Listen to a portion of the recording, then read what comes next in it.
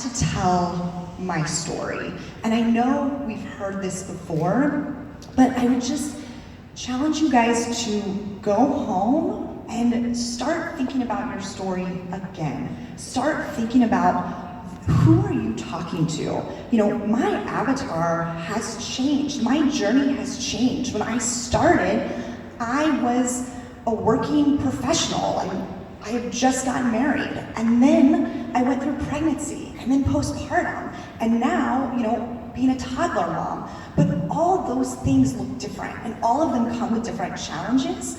So I had to really, kind of what Amy said, I mean, it's always reinventing, right? And so if it's not on different platforms, it's also knowing I'm changing, my avatar's changing, the people that are connecting with me are changing, and those stories that I'm telling, being genuine, sharing my real struggles, sharing that I was a hot mess mom with a newborn who didn't sleep till 17 months, and I was trying to run a business and, you know, keep it all together, and I wasn't gonna look like that perfect social media mom. And that was okay, because I attracted people to me who then identified with my story. And, you know, really dig deep. I think a lot of times when we say, well, my avatar, the person I'm talking to, is another, you know, 34-year-old mom.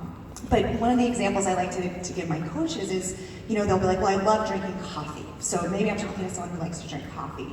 But do they like to go to Starbucks? Do they like to make their coffee at home out of like their little Keurig? Do they like to drink really cheap coffee because they love their coffee but they don't want to spend any money on it? You know, like all of these little tiny traits are going to change who your avatar is and how you actually speak to them.